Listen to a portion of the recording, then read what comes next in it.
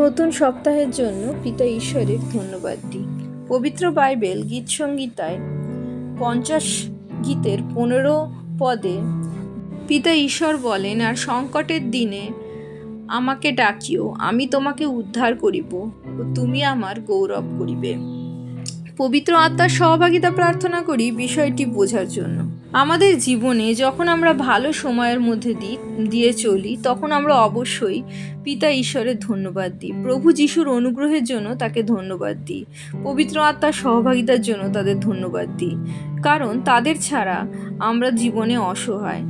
পিতা ঈশ্বরের পরিকল্পনা সবসময় সুন্দর আমাদের জীবনের জন্য, এবং তা যখন পূর্ণ হয় আমরা পিতা ঈশ্বরের রাজ্য বিস্তার করি, প্রভু যিশুর সাক্ষ্য হয়ে উঠি। ধন্যবাদ আরাধনা মাধ্যমে আমরা ঈশ্বরের গৌরব করি। এখানে পিতা ঈশ্বর বলছেন যেন আমরা সংকটের দিনে তাকে ডাকি, তিনি আমাদের উদ্ধার করবেন ও আমাদের জীবন সাক্ষ্য হয়ে উঠবে প্রভু যিশুর সাক্ষ্য। পিতা ঈশ্বরের গৌরব আমরা করতে পারবো, রাজ্য বিস্তার করতে পারবো যখন আমাদের মাধ্যমে পৃথিবীর মানুষ জানবে যে আমরা কিভাবে আমাদের পরীক্ষা, আমাদের সংকট, আমাদের প্রতিকূল পরিস্থিতিতে একমাত্র প্রভু যিশুকে জড়িয়ে ধরে তার অনুগ্রহে জয়লাভ করেছি। পবিত্র বাক্যে আমরা দেখি পিতা ঈশ্বর বলেন, যদি আমরা প্রভু যিশুকে বিশ্বাস করি, পিতা ঈশ্বরের ওপর নির্ভর করি, তিনি আমাদের কখনো ছাড়বেন না, কখনো ত্যাগ করবেন না। তিনি আমাদের যে কোনো পরিস্থিতিতে ভয় পেতে বারণ করেছেন। প্রভু যিশুও বারবার আমাদের বলেছেন যেন আমরা ভয় না করি, বরং বিশ্বাস করি। বাইবেলে যে বীরদের কথা বলা হয়েছে, পুরাতন নিয়মে, নতুন নিয়মে, তাদের জীবন থেকে আমরা দেখেছি তারা যখন চরম সংকটের মুহূর্তে ছিল তখন তারা আরাধনা করেছে, ধন্যবাদ দিয়েছে, প্রভু যিশুর পিতা ঈশ্বরের গৌরব করেছে।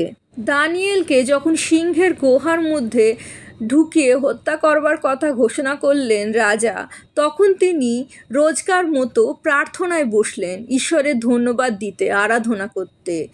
দাউদকে যখন তার নিজের লোকেরাই পাথর ছুঁড়ে হত্যা করবার পরিকল্পনা করলো, তখন তিনি নিজেকে শক্তিশালী করে তুললেন, ঈশ্বরের বাক্যে ধন্যবাদ দিলেন, আরাধনা করলেন, যেন সেই পরিস্থিতিতে তিনি জয়লাভ করতে পারেন। শক্তি সঞ্চয় করলেন এবং ঈশ্বর তাকে সাহায্য করলেন পরবর্তী যুদ্ধে জয়লাভ করতে। সুন্দর নামক স্থানে যখন একজন পঙ্গুকে পিতর সুস্থ করেছিলেন, তখন তাহাকে জেলে ভরে দেওয়া হয়েছিল, কারণ তিনি প্রভু যিশুকে প্রচার করছিলেন, তার সাক্ষ্য হচ্ছিলেন। শারীরিক যন্ত্রণা, মর্মান্তিক কষ্টের মধ্যেও সেই জেলখানায় বাঁধা অবস্থাতেও সে প্রভু যিশুর গৌরব করছিল, আরাধনা করছিল, এবং তারপর আমরা দেখি ঈশ্বরের দূত তাকে রেস্কিউ করে, উদ্ধার করে সেখান থেকে নিয়ে যায়। পৌলও যখন জেলখানায় বন্দী ছিলেন তখন আরাধনা করছিলেন, এবং জেলের সব দরজা ভেঙে যায়, খুলে যায়, এবং সেই জেল রক্ষক ভেবেছিলেন পৌল এবং তার সঙ্গীরা হয়তো পালিয়ে গেছে এবং নিজেকে হত্যা করার চেষ্টা করে, কিন্তু পৌল যখন তাকে বাধা দেয় তখন তিনি প্রভু যিশুকে গ্রহণ করেন এবং সে এবং তার পরিবার পরিত্রাণ লাভ করে। বাইবেল কোনো ধর্মগ্রন্থ নয়, একটা ম্যানুয়াল। আমরা এই পৃথিবীতে কিভাবে জীবনযাপন করব, পিতা ঈশ্বরের পরিকল্পনা পূর্ণ করতে আমাদের কী রকমভাবে চলা প্রয়োজন আছে, যাতে আমরা স্বর্গরাজ্যে তার গৃহে বাস করতে পারি।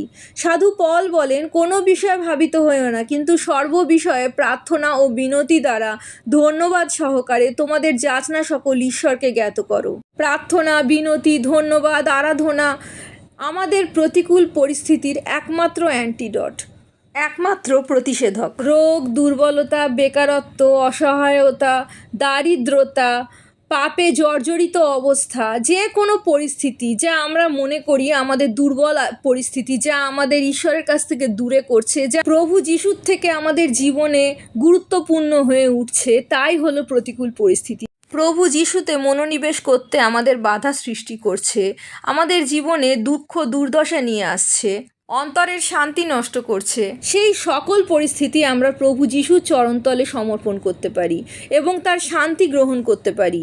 এবং তিনি যেমন আমাদের বলেছেন, পিতা ঈশ্বর যেমন আমাদের বলেছেন, তিনি আমাদের উদ্ধার করবেন এবং এই উদ্ধারের মাধ্যমে আমরা মানুষের কাছে প্রভু যিশুর সাক্ষ্য হয়ে উঠতে পারি, পিতা ঈশ্বরের গৌরব করতে পারি। এভাবেই ঈশ্বরের যে সুন্দর পরিকল্পনা আমাদের জীবনে আছে তা পূর্ণ হয়। প্রভু যিশু জয় হোক।